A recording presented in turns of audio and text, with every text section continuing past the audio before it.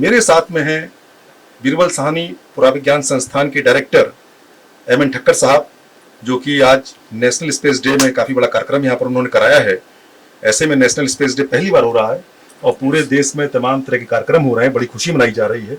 तो national space day कितना महत्वपूर्ण है, क्योंकि पहली बार मनाया जा रहा है? नेशनल स्पेस डे 23 अगस्त को मनाया जाता है, क्योंकि इसी दिन आज से 1 साल पहले 2023 में हमारा चंद्रयान 3 जो चंद्र के दक्षिण ध्रुव में लैंड हुआ और वो सक्सेसफुल लैंडिंग था, क्योंकि पिछले जो हमारे दूसरे प्रयत्न थे वहाँ हम सक्सेसफुल नहीं रहे थे।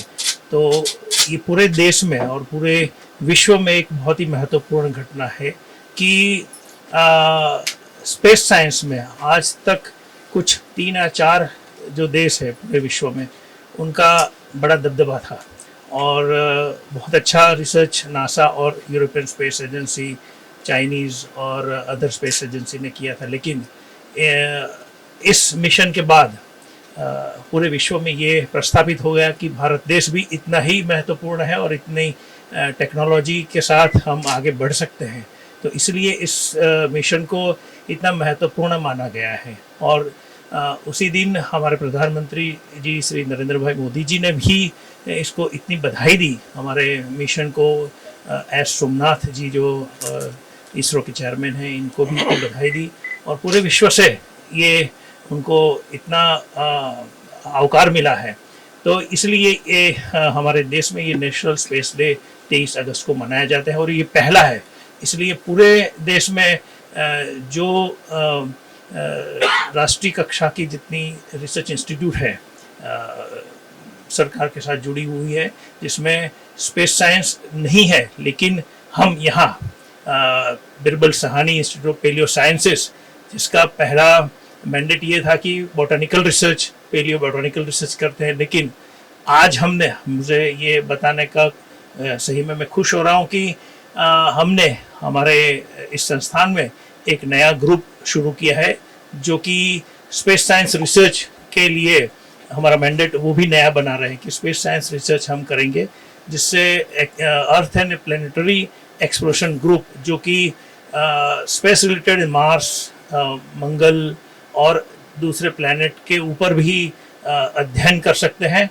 तो हमारे जो साइंटिस्ट हैं जो कई अलग अलग प्रकार का जो बायोलॉजिकल काम कर रहे हैं, वो दूसरे ग्रह में ऐसा कोई जीव था, ऐसी कोई ह्यूमन लाइफ अगर बन सकती है, हो सकती है, और ऐसे कोई एटमॉस्फेरिक सिस्टम थी कि नहीं, वो भी अगर जानेंगे तो इस ग्रुप के द्वारा हम हमारे कुछ साइंटिस्ट, 10-15 साइंटिस्ट का जो ग्रुप है वो कर रहे हैं और अभी बड़े तौर पर करेंगे। स्पेस साइंस में भारत ने काफी वैज्ञानिक दिए। स्पेस साइंस में आज भारत ऊंचाइयों पर है। आप क्या कहना चाहेंगे भी कितनी ऊंचाइयों तक और भारत को जाना चाहिए? हम अगर विश्व के फलक पर देखें तो हम अभी पहला स्टेप चढ़ रहे हैं, अभी बहुत कुछ करना बाकी है।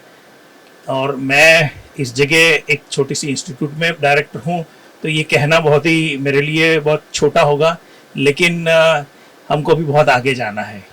जिस टेक्नोलॉजी का हम अभी जिक्र कर रहे हैं, उससे कई गुना बड़ी टेक्नोलॉजी दूसरे देश ने हासिल कर ली है और उसको अभी हमारे इंडिजीनियस साइंटिस्ट ने, इंडिजीनियस टेक्नोलॉजी अभी हमको करनी पड़ेगी और आविष्कार करना पड़ेगा अदर स्पेस साइंस में आगे बढ़ना है। तो मेरे साथ में लखनऊ यूनिवर्सिटी के प्रोफेसर हैं, जो कि फिजिक्स में काफ़ी इन्होंने काम किया है और साथ में डीन भी हैं।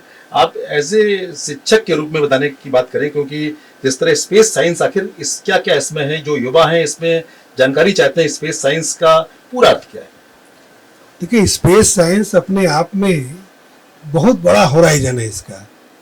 तो स्पेस साइंस का अगर आज के दिन पे हम देखें महत्व, तो जैसे आज हम लोग नेशनल स्पेस डे मना रहे हैं, ये केवल एक घटना को, जो चंद्रयान 3 लैंड हुआ था, उस घटना के बारे में हम लोग सेलिब्रेट कर रहे हैं।